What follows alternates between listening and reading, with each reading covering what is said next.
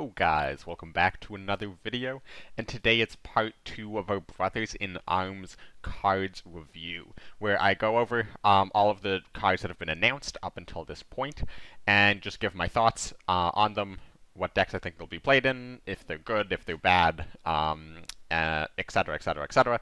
So, let's jump straight into it. What a performance there by J King. J King, full plot armor. J King is pushing himself into the ranks of the legend. J King is our world champion! J King 7! What? The back-to-back Cards world champion! Alright, so the first card up is Gambit, a Soviet elite 5-cost order. Both players add the unit with the highest cost in their hand to their support line. So, at first glance, you might just think that this is another Western Allies, Machines of War, Special Assignments type card. A card where it's essentially a high-cost order, pull out a really big unit, hope your opponent doesn't have retreat or removal for it. And you certainly could use Gambit for that. Like, you could use Gambit to cheat out like a Joseph Stalin or a 272nd on turn 5 or something like that. But what's really interesting about this, and what sort of gives it the elite rarity effect, is it's both players add the unit with the highest cost from their hand to the support line. And this is where it gets very, very interesting, because you can use it to pull out your opponent's sort of the win cons, their expensive cards, their big tempo plays, and you pull it from their hand, so it stops any potential deployment effects, and it's 5 credits, so then it gives you sort of the rest of your credits you have left, or whatever units you have on board left to attack, to deal with it. So, for example, on turn 8, you have a big board, you have the Rimas going, you have all of these different units, and you're against a German control deck, and you're like, well, I'm gonna I'm gonna get like completely destroyed by Leopold, because Leopold's gonna come down, retreat all my units, and it's gonna suck. You play Gambit. It pulls Leopold from hand, and then you have 3 credits left over to like play Hammer to kill the Leopold, something like that. And on top of it, you also get whatever the biggest unit in your hand is as a bonus. I think this easily could have been like 4 credits, maybe 3 credits, and only pulled the opponent's most expensive unit from hand. I think that could have been pretty interesting. But 5 credits works pretty good well. I mean, if you play it on 5, it means you can't answer what your opponent has, so you're taking a bit of a risk and hoping your biggest unit is better than their biggest unit. But it's a really cool card. It lets you deal with things like Comet really easily, because there's not typically a lot of cards more expensive than Comet that you're not slamming on curve. Or like against Brit Air, for example, it lets you take out Wellington from their hand before they can blitz it if you're going to do like a Gambit into a board clear or something like that. So a lot of different ways you can use this quite offensively. Now, it does fall a little bit into that sort of Monastir area, where it's a somewhat expensive, very specific effect elite order that's hard to use. Because like some elites, like First Rifles, you can just slam that into any single deck, because if you play that on turn 4, you play that on turn 12, it's just a really good card in essentially any situation. If you're winning, you're losing, it's equal on board. It's a great card. Gambit is a little weirder. It's a little harder to evaluate, so there's a decent chance this sees no play. However, I'm definitely going to be testing it out. I think it looks really cool, and I definitely think there's a lot of metas where this could be very relevant and a very useful card. And of course, you're going to be people who are trying to meme with this card to get out a Joseph Stalin on turn 5. So, the next card we have up is Urban Fighting, which is a 4-cost Soviet order special rarity with the text, set the operation cost of target unit to 4, destroy adjacent damaged units. So this is like sort of a weird Scorched Earth mixed with critical hit. So critical hit is 4 cost to destroy target damaged unit, and Scorched Earth is obviously set all units operation cost to 4. This is set a specific units operation cost to 4 and destroy adjacent damaged units. So it's kind of a weird card. Like, you can combine this with Winter Warfare to destroy 2 units and set the other one to 4 operation, which is pretty good. 4 cost, destroy 2 units. However, it requires them both to be damaged, so it's kind of hard to set that up beforehand, and it's a card you can play around somewhat easily. And if you're not destroying any units, just 4 costs at a unit's operation 2/4 is very, very bad. So you definitely want to be wanting to destroy at least 1 unit with this. So is it better than critical hit? Probably. Is that saying a whole lot since we haven't seen critical hit played since 2020? Not really. I think there's a world where this could see some play, like especially in the future, like if they ever rotate partisans, I think could see a world where urban fighting sort of comes back into relevancy. This would especially be good against Brit Air, I feel like. But we'll have to see how relevant Brit Air is still around. But just like the fact that Air is going to have all of their units in the same line, the support line, and adjacent to each other for close air support bonuses, this makes it a very effective tool at fighting Brit Air if you have the ability to damage them. So, pretty interesting card. Then we have Close Call, a 2-cost British countermeasure, counter an order or deployment effect that targets a friendly unit. So this is not a choose one effect. This is counter an order or deployment effect that targets a friendly unit. Now, importantly, this is similar to the King Tiger effect, where targeted deployment effects and targeted orders, it will stop those, but it will not stop something like a carpet bombing that will deal damage to a unit, but it's not targeting the unit, or something like Leopold or Churchill Avery, where it is the deployment effect is retreating the unit, it's affecting the unit, but it's not targeting the unit, so it won't trigger this. However, it's a 2-cost countermeasure that's a standard, and it's pretty good.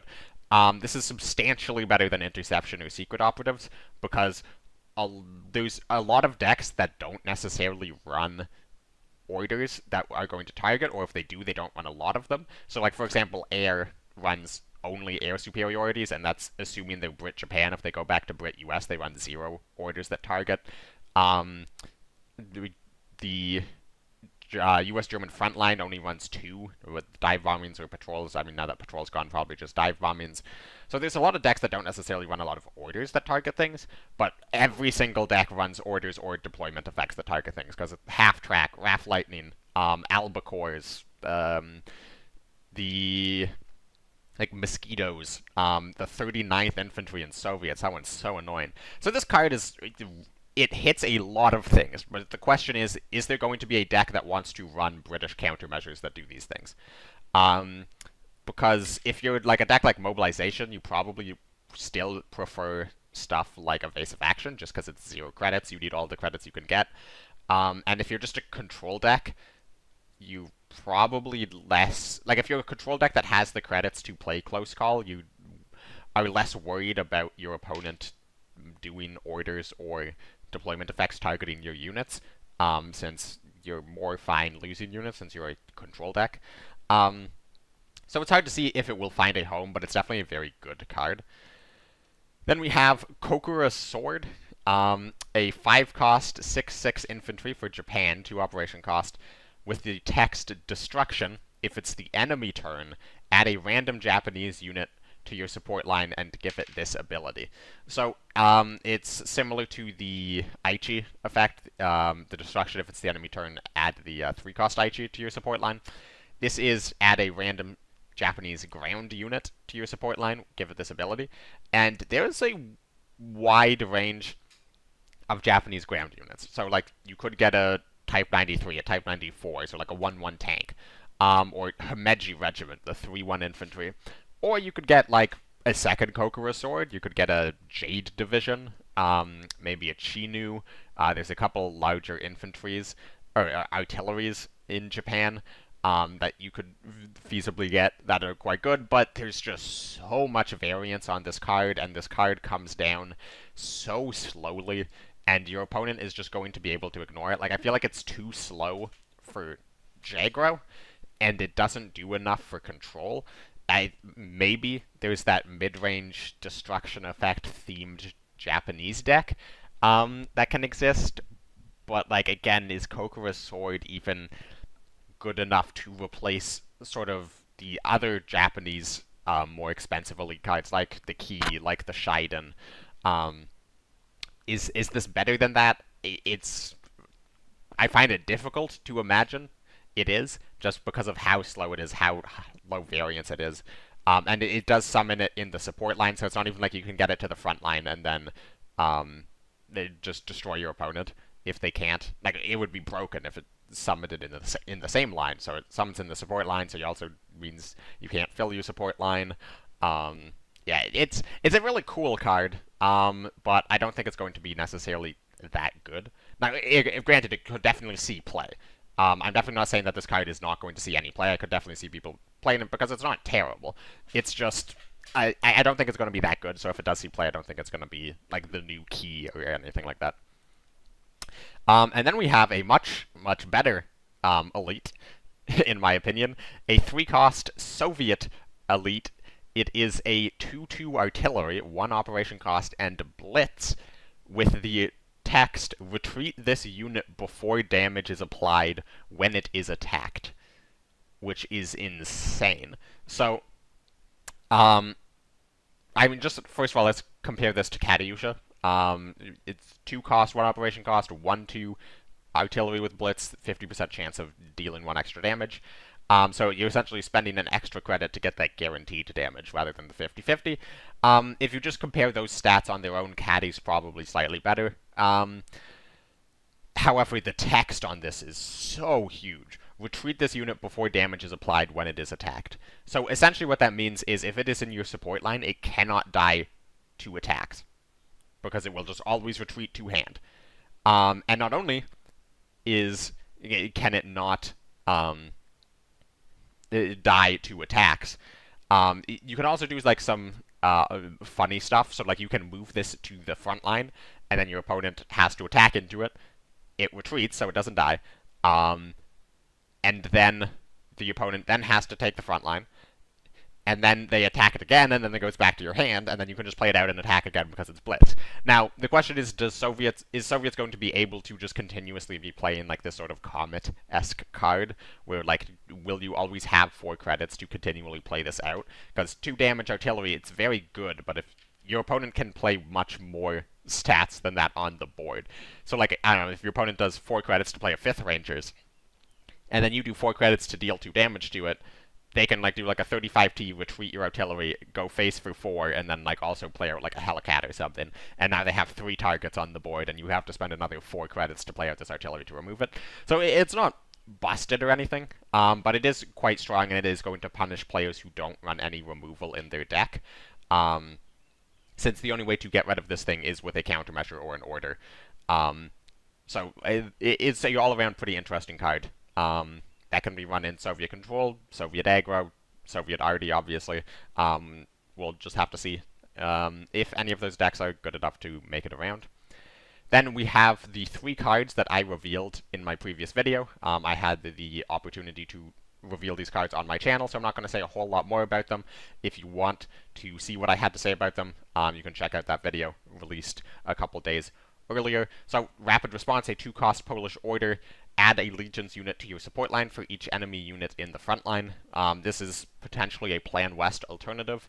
Potentially you run this, well, most likely you run this alongside Plan Wests, maybe 1-3, 2-2, 2-3 in ratio. It does give you the potential to get a lot more Legions, which makes Uprisings much better. And against any deck other than Air, they're going to have to take the front line eventually. So if you just sort of wait this out so you can get like 3-4 Legions at once, and then you Uprising the following turn to wipe the board. It also means you could potentially run a high damage Uprising without having to run that many Polish cards. So if you don't want to even like commit to the full Intel Legions thing, you can just run a couple Rapid Responses, a couple Plan West, and double Uprising. That could be an interesting possibility. Then we have Support Column. A 1-cost German order, give a unit adjacent to units, have +1 attack, and operate for 1 less. This is a really cool card. There's so much you can do with this. It makes positioning matter a lot. It makes the order in which you move units around matter a lot. It makes which unit you target with this matter a lot. This is just a really, really big brain card, and I'm happy to see big brain cards in a deck like Heinz that is... I mean, Heinz is actually a very difficult deck to play, but it's cool that they are adding more depth to the deck with a card like Support Column, because it most likely is going to see play in Heinz. Jagro probably isn't going to want this because they already have a lot of 0 operation cost units, and Type 93 is just better at buffing units' attacks. And then we have the IJN Shinano. This card is just going to be a staple of every single Japanese deck that is played until this card is rotated out, like years from now, if it ever is. This card is just so powerful. It is like the Desperate Measures we never lost. I mean, there's situations where it's worse than Desperate Measures, there's situations where it's better than Desperate Measures. And, I mean, Desperate Measures is already one of the best cards in the game, and it's been rotated, so the fact that we are even able to compare anything else to Desperate Measures is quite telling on just how powerful this card is. And to be honest, Japan needed it because Japan is lacking in quite a bit of sort of staple, powerful elites. Then we have Jungle Warfare, a 5-cost Japanese order. Give a unit destruction, deal 2 damage to a random enemy, so the Akita destruction effect, and then trigger its destruction effects. So if you play this on a unit that already has a destruction effect, you trigger that destruction effect plus deal 2 damage to a random enemy. So it's essentially 5 cost, deal 2 damage to a random enemy, and trigger a friendly, all friendly destruction effects on a unit. Now, obviously, you could stack multiple, like if you have a Mito Regiment, and then you play Yamamoto to give it a second destruction, deal 2 damage, and then you play the card that gives it destruction, draw a card, and then you play Jungle Warfare, and then you play a second Jungle Warfare. Obviously, you could stack up a lot of destruction effects.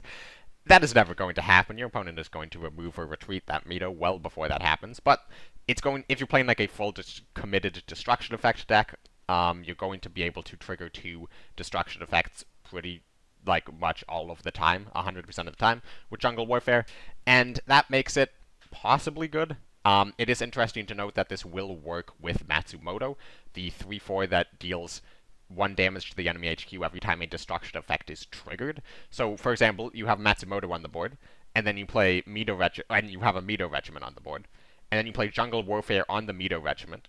That will immediately deal 4 damage to the enemy HQ, plus 2 damage to a random enemy, and then if you trade off the Mito on the same turn, it will deal an additional 4 damage to the enemy HQ, and then an additional 2 damage to a random enemy. So you can start stacking up crazy amounts of damage if you have Matsumoto on the board, and you play the Jungle Warfare with it.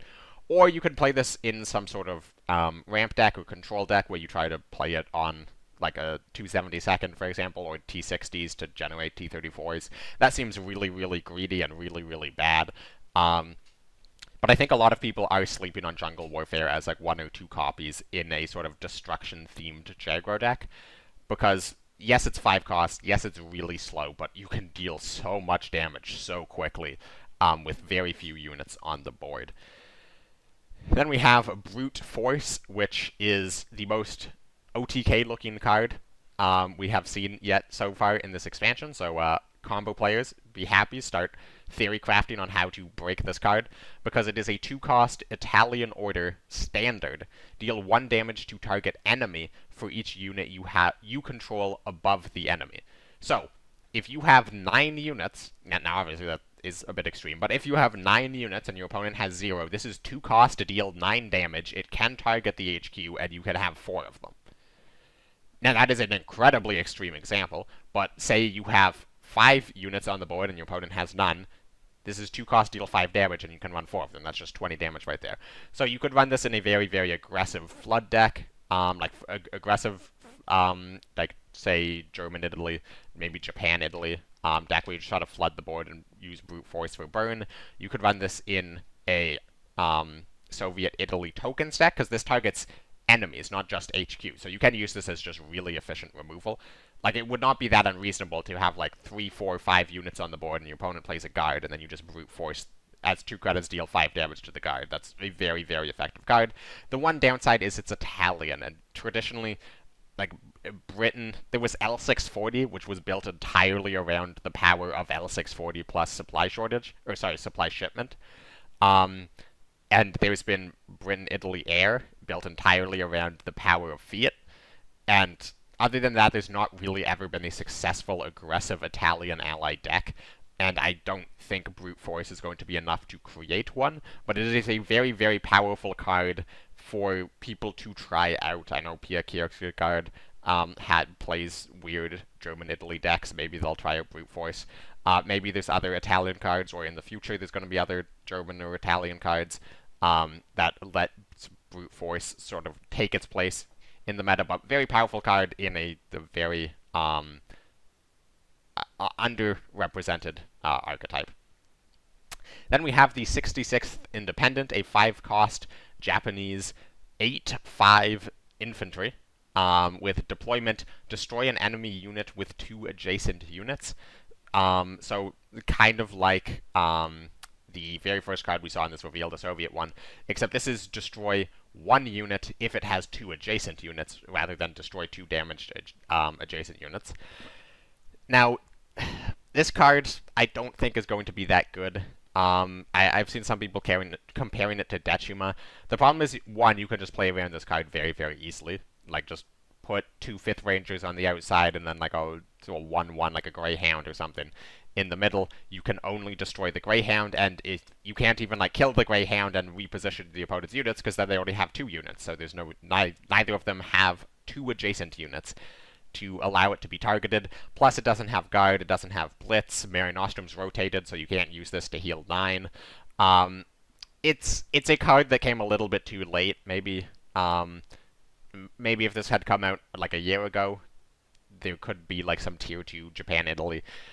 But in its current form, I just can't see this card being particularly good. I think the only time you're going to see this card without other cards released alongside it is off of Kokoro's Sword, which, I mean, hey, 8/5 off of Kokoro's Sword is pretty good. And we have List Regiment, a 5-cost 5/6 infantry for Germany, limited. Deployment, if you control the front line, target enemy must retreat. So it's sort of like the old 99th effect. For those of you who don't know, the 99th Infantry Regiment, the 2-cost US special, it used to be a 2/3 with the exact same deployment effect. If you control the front line, target enemy must retreat.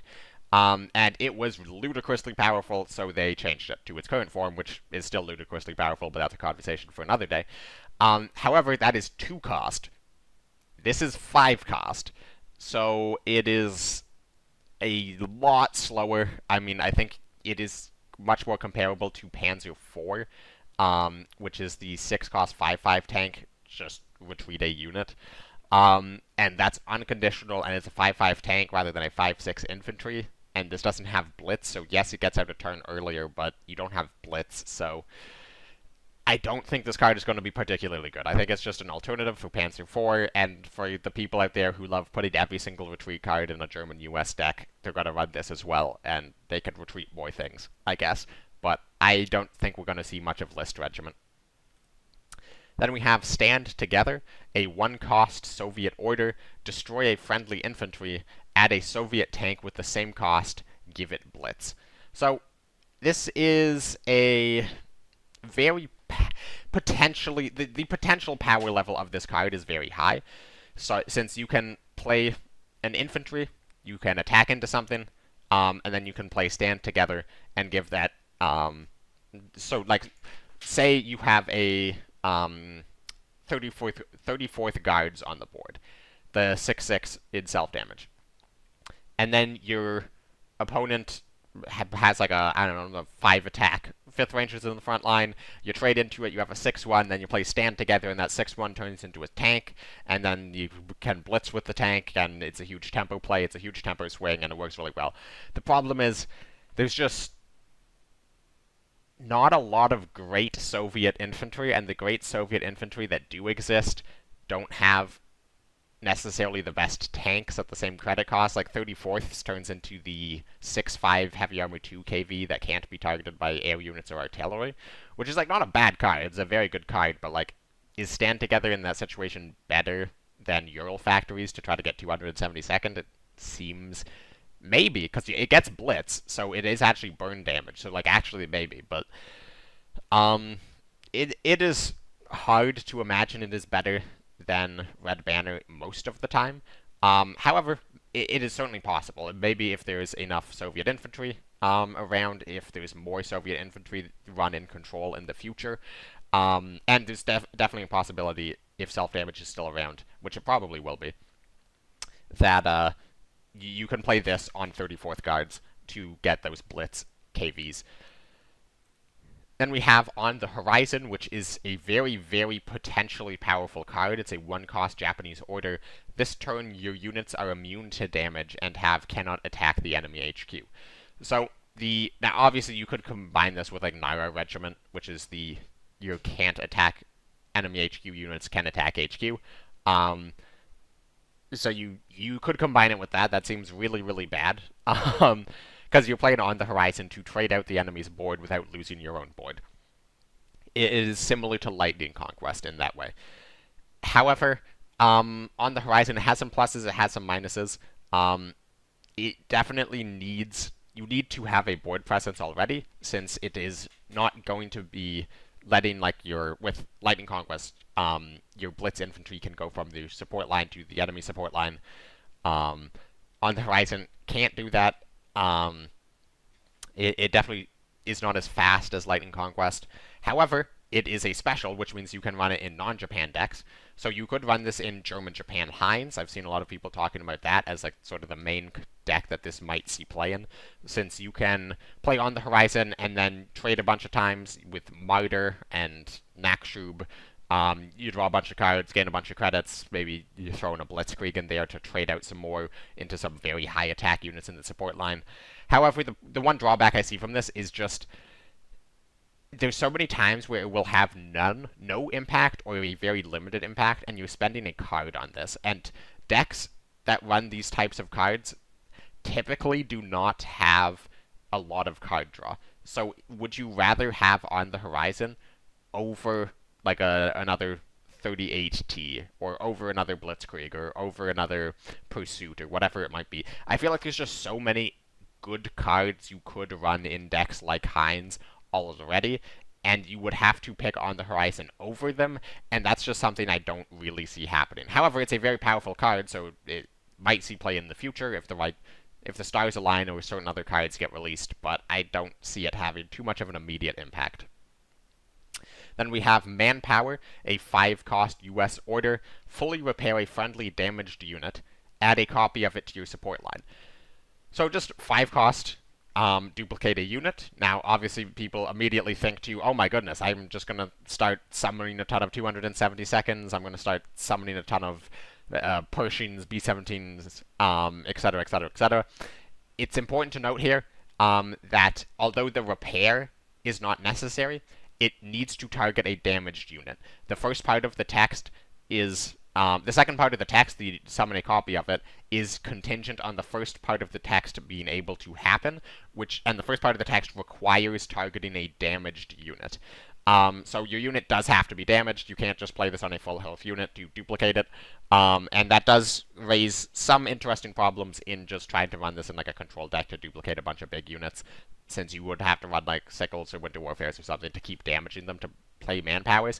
However, we've seen a lot of repair decks, a lot of repair cards for a potential repair deck, and maybe you just run this in mid-range, where you got like a 5th Rangers down, or Shermans, or M4A1, and Manpower is being used to summon maybe a 4-cost card, so you're like losing out on that in that sense, because you're playing 5 credits to get a 4-cost card. However, you're also repairing your 4-cost card, and then maybe if there's like, you have a bunch of the other repair effect things on the board, you're also triggering a bunch of things.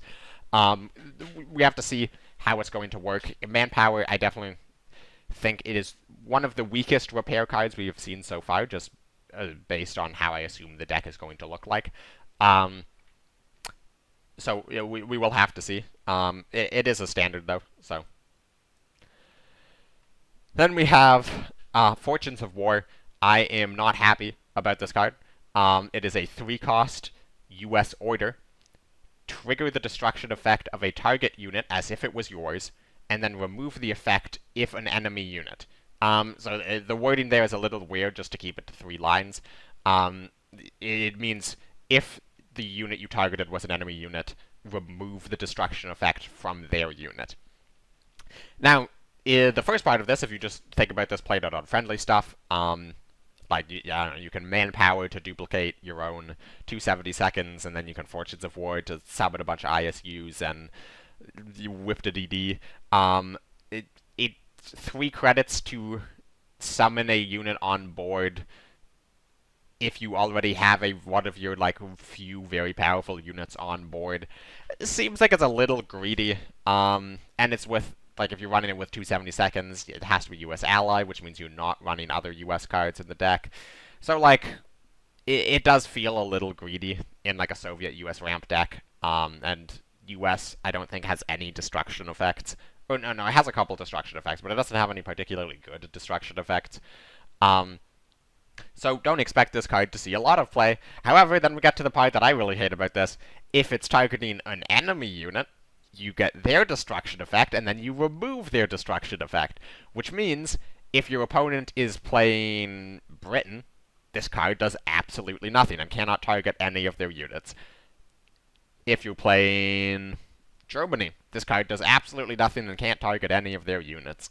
If you're playing, if they're playing US, it does absolutely nothing and can't target any of their units. If it's playing Japan, it can trigger some stuff, not great things, because if you play this on Aichi, you don't get it. If you play it on Kokoro's Sword, you don't get it, since both of those are contingent on it being the enemy's turn, except if you're triggering it, they are the enemy, and it's your turn, so you don't get the effect. It still removes it, but you won't get it, and then, like, I don't know, if you play this on Mido, you're probably not a deck where you care about dealing 2 damage to the enemy. So against Japan, it's not useless, but it's not anything too great. And then if you're playing against Soviets, you're just going to win the game, because they can't play their 272nd all the game, unless they're playing it with Red Banner at the exact same time. They can't really play T60s all game, unless they're playing Red Banner with it at the same time. I mean, First Rifles is being rotated. It's just, I hate this card because it is just hard targeting a specific archetype of a specific nation, and it is absolutely trash in essentially every single other situation. And it's not like, I don't know, running 52Ks to target air decks, and like most decks don't run air units, and against air it's going to be really good, because all of their units are air units.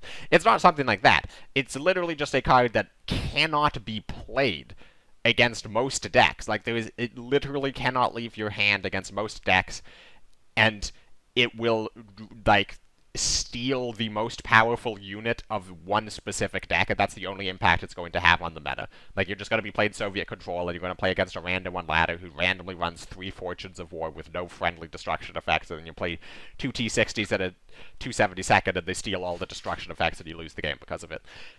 I really don't like cards designed like this. I'm happy with the remove an enemy destruction effect. I think that's a very good effect, especially since we're seeing Patrol rotate, so they're losing some of the remove destruction effect things, while we're seeing a lot of destruction effect synergies being brought in. I absolutely hate trigger it as if it was yours and then remove it, because that is such a ludicrous tempo swing in like 5% of the time. Anyways, let's just move on to the next card. We have Okayama Regiment, a 4-cost, 4/5 Japanese infantry with Blitz, and the passive effect, units cannot be repaired. So this is sort of similar to Kagoshima, which is HQs cannot be repaired. Or HQs cannot gain defense, sorry. It's a similar vein, 4-cost, 4/5 Blitz. It's not good. It's not terrible. It's one of the best statted Blitz Japanese units, since, like, if you compare it to, like, the 4/1 for 3. It's certainly not a bad card.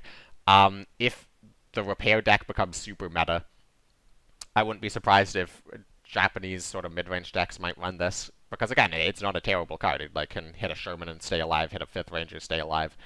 However, just units cannot be repaired. Really only it matters against a US repair meta deck, if that exists, and even if it does exist, it needs to be popular enough that you would bother trying to counter it with this. And even if you do, they could probably just remove this and then heal. So I don't think this is going to be an especially good card, but I'm happy it exists in the game because, I don't know, if you're, for like the rank 20s who are getting stomped by repair decks, they can play this card. Or just low-budget Jaguar decks can play this card because it's not bad. Then we have the 3-inch MI of 5. This card is hilariously bad, probably the worst card they've revealed so far in the expansion. A 4-cost US Artillery, 1/3 base stats, with the passive effect has +1 attack for each friendly unit in the front line. So if you have 5 units in the front line, this is a 4-cost 6/3 Artillery, which is not that good. And if you have no units in the front line, it's a 4-cost 1/3 Artillery, which is absolutely atrocious. This card is just so hilariously bad with no other text, and, I mean, like, they could have just made this card cost 3. I'm not entirely sure why they didn't, because, like, it's quite comparable to Priest. So Priest is a 1/2 that gets +2/+1 if you control the front line. So if you control the front line, it deploys as a 3/3 Artillery. This is a 1/3 where if you have 2 units in the front line, it's a 3/3. If you have 3, it's a 4/3. If you have none, it's a 1/3. So it would be in comparison with Priest, and they're the same rarity and the same nation. As 4 cost, it's just hilariously bad, and we can just move on to the next card. And the next card here is Veteran, and I'm actually over top of this, so let me, here we go. The next card is a Veteran German unit, the Panzer 1B. It is a 1-cost 1/2 tank, and it becomes Veteran when it damages the enemy HQ. So 1-cost 1/2 tank, not that great. I mean, Panzer A is running Heinz as a 1-cost 1/3 tank with Blitz. So just immediately, not that great. It's definitely understated. It's worse than Panzer A, worse than Flak. However, if it attacks the enemy HQ, it becomes a 2/2, so already more respectable, and it adds another Panzer 1B to your hand. Now you might think, well, why would I want an understated unit that adds more understated units to my hand on a condition? However, if you have a Greif and a Panzer F on the board, or a Panzer F and some support columns on the board, or hell, if you just have a Panzer F and some credits, you can do Panzer 1B, attack, play it gains Blitz from the Panzer F, moves up, attacks, turns into a 2/2, and then it generates another 1/2 that you can play from your hand, and it gets Blitz, and it moves up, and it attacks. Now, if all of those moving up and attacking are free, if you have a Panzer F and a Greif on the board, and you start turn 4 with 4 credits, you can just generate 4 2/2s in the front line and a 1/2 in hand from 1 credit, or from 1 card, which is just a value generation that Frontline really, really lacked. And this is a situation that might not occur into every deck, every game. There's certainly going to be times where you just have to play it out as a 1/2 and it gets traded by like a Frontline thing. And it's not going to feel great every game, but just the sheer value generation it can create, and the power it can give you if you start first, going first against, say, Frontline. You play Panzer 1B on turn 1, they play Red Devils on turn 1, you move up, turn it into a 2/2, and then they, like, hit it, and then you have, I don't know, you play, like, a Panzer A, move it to the front line, and play the other Panzer 1B in the support line, and then next turn you can move up, attack, turn it into 2/2, play another one, attack with the Panzer A, and it's just like the constant value train. It can snowball really hard, or you can do big pop-off turns against control decks where you get a bit of a setup, or just a lot of credits because it goes late game. Very, very powerful card. I don't think I've seen enough excitement about this card. I think this card is very, very good. I don't think it's going to, like, break the game, but it's a very, very powerful card, and I think people should be more excited about this than they currently are. This card is awesome. Then we have another Veteran card. This one is for US, a 3-cost 3/4 infantry. Becomes Veteran when it's fully repaired, which means it has to be damaged and then repaired. And if it becomes Veteran, it becomes a 4/4, so because it has to be repaired to a 3/4, you essentially only get +1 attack, which is not great. However, it adds a Unity as Strength to your hand. And this is a standard, so this means you can run a lot of Unity as Strengths in one deck, theoretically. But more importantly, it means you can create sort of threat generation cards. Like these, Unity as Strength is a very powerful card. All of the repair cards are infantries. So it lets you generate these sort of win condition cards, these big powerful cards, without having to spend card slots on them specifically. So it means your deck can still be entirely units that have synergy with being repaired and repair cards without needing to like draw Unity as strength and then it's stuck in your hand and it doesn't repair, it can't be repaired, it's a weird card. Instead, it lets you just generate these things. And, I mean, the effect is very bad. It's somewhat hard to trigger the veteran. The actual veteran stats are not that great, but again, it is a standard that generates a pretty big threat in a repair deck. So I think there's a decent chance this sees play if the repair deck sees play because it is just a pretty good card. Then we get on to another US card. This one is probably a lot better. The 48th Armored Infantry. It's a 4-cost, 5/5 infantry special. Smokescreen. Reduce damage to this unit by 2 for each adjacent unit. So it's basically like heavy armor. It's basically like heavy armor 2 if it's adjacent to 1 unit. Heavy armor 4 if it's adjacent to 2 units. However, this applies to orders as well because it's reduced damage, not reduce combat damage. So, I mean, heavy armor 4 that also counts for orders, very, very, very, very powerful. However, that requires 2 adjacent units, and that means that it's going to get into the there's so many things that you don't want to have your units be adjacent with like the I think it's like the 56th, the Japanese unit, the one we talked about at the beginning of the this video, the Soviet one, bombing raid, obviously. Suraj Gate, I suppose. So it is an interesting idea for a card where it's not ludicrously powerful, it's not old California. This is much more easily dealt with. It's not nearly as powerful, but it could be very, very strong. However, does it have great synergy with things? Not really. It sort of feels like the Privateer, where it's like it's a really powerful unit. It's an incredibly powerful unit. It just doesn't really have synergy with any deck. So it's like, how do you run it? And I don't know, because you're going to want 5th Rangers over this if you have to pick between the two of them, because 5th Rangers has tempo. And can you afford to run 4 Shermans, 3 5th Rangers, and 48ths? It doesn't seem likely. So it's a very, very good card if you open it in a pack, but like, is it going to see competitive play at the highest levels? I really doubt it. Then we have another very interesting card, Island Defense, which is a 4-cost Japanese order. Give your HQ plus 5 defense. Now this is really, really bad, since Fortification 3 costs give your HQ 7 defense. However, you give your HQ 10 defense, and you draw a card if your HQ has less than 10 defense. So, if you are playing this with 9 health or less, this card is very, very powerful. Now, obviously, that requires you being at 9 health or less, which is very, very bad. So, you could run this in conjunction with Ancient Empire, where you set your health low, you do a couple things that require your health to be low, and then you heal up while drawing a card. It could be used like that.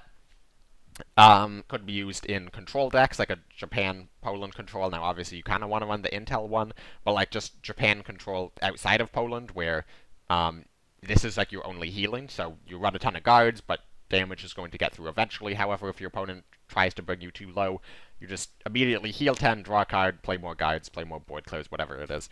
So, very good card. It's not like obscenely broken, but it just fits a spot, a card that did not previously exist, and Japan really needed it, so I think it's going to be run in a wide range of decks. But the deck I'm most excited to run this in is actually the self-destruction, the destruction effect deck. The Matsumoto, Japan, aggro, mid-range, whatever you want to call it, destruction-themed deck, because I think you run this with Soviets, because it lets you run some Soviet destruction effect cards, like the Chaika, the 321st, T-80, whatever, and then it lets you run 2 5-year plans as your primary draw engine. And, like, if you also run this with T-80s and maybe Red Dawns, you're going to be dropping your own health, and then it enables you to run 5-year plan as a draw condition.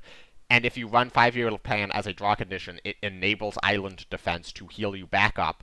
and also to draw more. So it's a very interesting combination. We'll have to see what the correct ratio is. Like, is it 2 and 2, something like that. But I'm very excited to see this card in play in a wide variety of decks. Then we have Plan D, which is a 3-cost French order, which is choose one, your units get +2 attack this turn, or they get +2 defense permanently.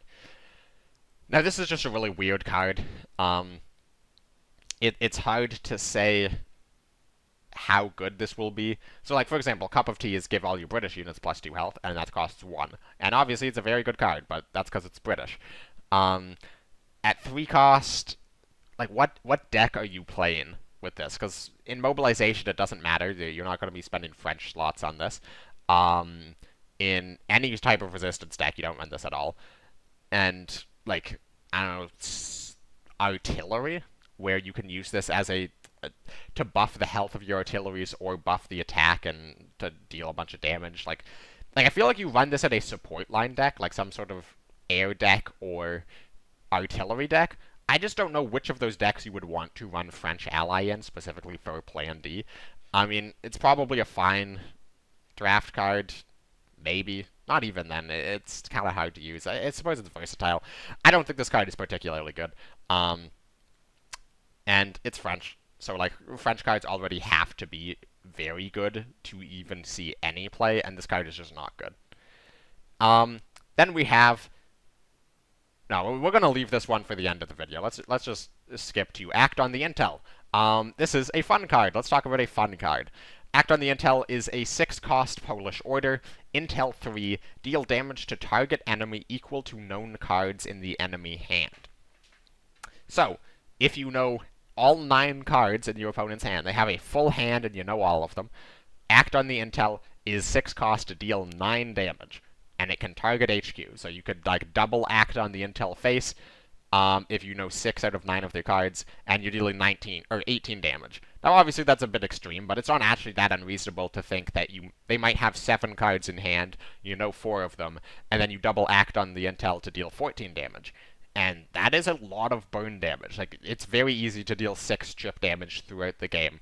And, again, this can also target units. So, if your opponent has, like, a Tarnow, they have an 8-8, the 5th Rangers. If they have, like, a Churchill Avery, a B-17, whatever it is, a Joseph Stalin, a 272nd, a KV, Act on the Intel is hard removal that did not previously exist in Poland, and that's very good specifically for Britain-Poland, because Britain-Poland has the most Legions synergy. It has, like, the most all-around synergy. Just the one problem with that deck is it has no hard removal, and this is hard removal for that deck. However, it's Polish, and you're very limited on Polish slots, so how many do you run? It is a standard, so you could run 4. You probably don't want to run 4. I just really like this card. It's really interesting. It adds a new layer of depth to building Legions decks. It adds some new options to building Legion decks. And I mean, you could even do, like, a Polish burn deck, because there's Lysander still in the game, the cheap Intel plane that deals damage to the enemy every time they play a card you have Intel on. So yeah, a really cool card. And now let's talk about Partnership. The last card that I'm going to cover in this video. Partnership is an absolute travesty. So it is a 5-cost British order, limited, so you can run 3 in your deck. Add a random US elite unit to your support line. So, yeah, let's talk about this card. So, what are the random US elite units you can get? Well, there is currently 15 in the game. 16 if you count Pathfinders, the veteran US elite they've announced. And then we go back to 15 if you count the fact that Marauder is being rotated out. So what is the average credit cost of a US Elite? It's actually slightly over 5. So in theory, you are technically gaining value on average by playing this card. Now obviously that's not entirely true, because 1, there's just a lot of US Elites you would never run. Like, Long Tom is just hilariously bad despite costing 5. Nobody has ever played it ever. Black Widow, which is not a bad card. It is probably well costed at 5, but it's not quite good enough to see any play. And then, like, 101st costs 5. It has seen a lot of play. It's a good card. However, part of that has to do with a deployment effect you don't get for getting it off of Partnership. So the average value of the card is probably going to be less than 5. However, and a massive, massive however, because you can get cards like Skytrain, which you're probably pretty happy with most of the time. I mean, like, maybe you're completely lost on board, but that seems more of a you problem. But, I don't know, you get a Skytrain, you're not thinking, like, oh, this card costs 3 and I spent 5 credits to get it. You're thinking, yeah, I got Skytrain in a Britain deck. You can get Jaska, which it costs 1, but actually it could be very, very useful in certain matchups. And then you can get, like, complete and utter duds, like the Hellcat, the 1-2 plane. However, you know what else you can get? You can get Pershing. 8-8 heavy armor 2 blitz tank. You can't die if it is in the front line. B-17F, a 6-6 heavy armor 1 blitz bomber that cannot be targeted by orders. Or you can get the B-29 Super Fortress 9-9 heavy armor 3 blitz bomber. And this card is so dumb. So it's a 1 in 15 to get a Super Fortress on turn 5. Or if you're playing Observer Corps on turn 3. Or if you're playing Ramp and have Pioneer Regiment on turn 3. There's a lot of ways to cheat this out on turn 3, or even 4. And you get a Super Fortress. And again, that's on turn 5. It doesn't even matter if you get it on turn 5. Super Fortress is a card that costs 15 credits. You can get it on turn 5 if you get this for 5 credits at any point in any game, you're going to be happy. And you can run 3 copies of this, so you have 3 shots at it. And with 15 cards, 3 of which being B-17F, Super Fortress, and Pershing, that is a 20% chance to get a 10 credit or higher value card for 5 credits. And not just card, elite. And not just elite, blitz elite. This card is so dumb. And do I think this card is going to be broken? No. Do I think this card is going to see competitive play? A lot of people immediately say no, because it's a random card. I think that there's a decent chance this sees competitive play, because there's going to be points in the meta where some people are going to want to play anti-aggro decks, essentially like somewhat heavy value decks. And if you are worried about that you might play against aggro, which would you rather have as a value card? Would you rather have B-17s, where it costs 9 to play, and if you're against aggro, you're not going to live to turn 9? Or would you rather run Partnership, where sometimes in the value mirror it could be slightly worse depending on what you get. However, against aggro, you can play it on turn 5 because 20% of the time you win the game. Obviously, you're going to pick Partnership. So I think there's a very real possibility that sees competitive play, but it doesn't matter if it never sees competitive play. It doesn't matter if it sees almost no play on ladder. It does not matter if this card is played once every, 500 games and you see it only a handful of times. It does not matter. This card is so dumb. The design philosophy behind this card is incredibly, incredibly dumb and incredibly frustrating. The person who plays this card, yes, they're going to have a lot of fun. Yes, Timmies exist. They want to play cards that are very big. They want to play cards that have random effects so they can play this Partnership on turn 3 and get a Super Fortress and screenshot it and send it to their friend. Yes, those people exist. But you know what those people would have also been happy with? 2 credits. Add a random US Elite to your hand. 1 credit, add a random US Elite to your hand. 0 credits, add a random US Elite to your hand. Any of those would have been better. Now, I've seen some arguments where people compare this to Special Assignment or Western Allies, which are both 6 cost. Deploy a unit for free from your hand, or deploy a random unit from your deck. Those have been often used to cheat out early Super Fortresses. The difference is you have to build your deck around that. There is a drawback to playing that deck. You have to build your entire deck around it, and if it doesn't work, you're probably going to lose because your deck sucks. Partnership requires absolutely no deck building. You just play Partnership, and 20% of the time you win the game.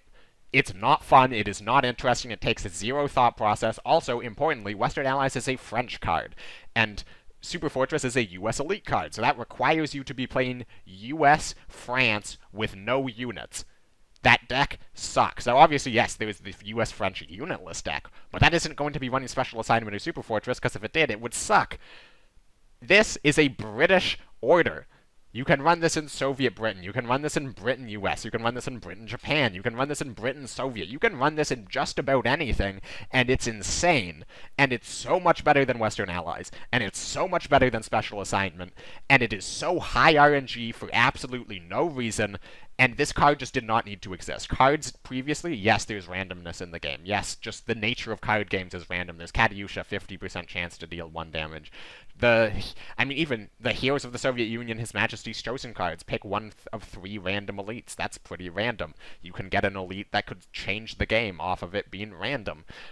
Yes, there is randomness in the game, but nothing is just so upfront and blunt and incredibly stupid with zero thought, such as a 5-credit, 20% chance win the game.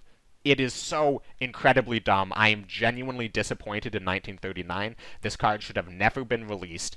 It is absolutely a travesty for the game, and it has taken away my enjoyment and hype for this expansion. Just the fact that this card exists makes me disappointed and nervous for the future of cards, that the fact that the 1939 design team thought that this was a good idea, thought that this is a card that should exist in their game. It should not. Absolutely.